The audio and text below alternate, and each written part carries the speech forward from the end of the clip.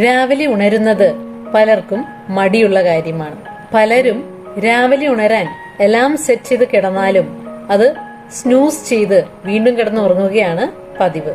ഇതിന് പരിഹാരമായി ഒരു snooze proof strategy the miracle morning എന്ന പുസ്തകത്തിന്റെ ഓഥറായ ഹാൽ എൽറോദ് പറയുന്നുണ്ട്. ഇതൊരു 5 സ്റ്റെപ്പ് സ്ട്രാറ്റജിയാണ്. ഒന്നാമത്തേത്, തലേ രാത്രി കിടക്കാൻ പോകുമ്പോൾ സ്വയം പറയുക, നാളെ രാവിലെ ഉണരുമ്പോൾ ഞാൻ വളരെ ഉത്സാഹത്തോടെയായിരിക്കും ഉണരുക എന്ന്.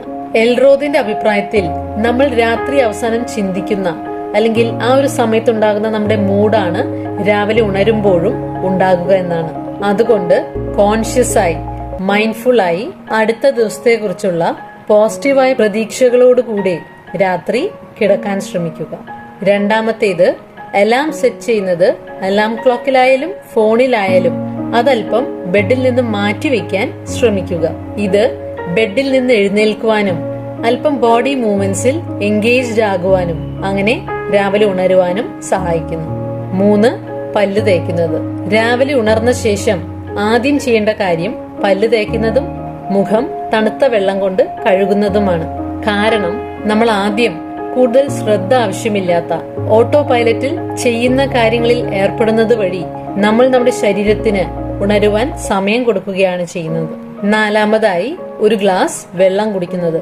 6-8 മണിക്കൂർ ശരീരത്തിന് വെള്ളം കിട്ടാത്തതിനാൽ നമ്മൾ നാച്ചുറലായി ഡീഹൈഡ്രേറ്റഡ് ആകുന്നു. ഇതും ക്ഷീണം തോന്നാൻ ഒരു കാരണമാകാം. അതുകൊണ്ട് രാവിലെ തന്നെ ഒരു വലിയ ഗ്ലാസ് വെള്ളം കുടിച്ച് തുടങ്ങാം.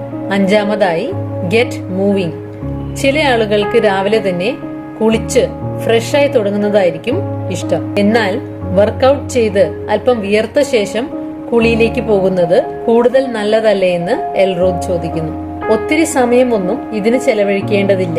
വെറും 7 മിനിറ്റുകൾ ഒരു കസേരയോ ചുമരോ ഉപയോഗിച്ച് ചെയ്യാവുന്ന വർക്കൗട്ടുകൾ ചെയ്താൽ മതിയെന്ന് എൽറോദ് പറയുന്നു. ഈ സ്നൂസ് പ്രൂഫ് സ്ട്രാറ്റജീസ് നിങ്ങൾ തീർച്ചയായും ഒന്ന് പരീക്ഷിച്ചു നോക്കുമല്ലോ.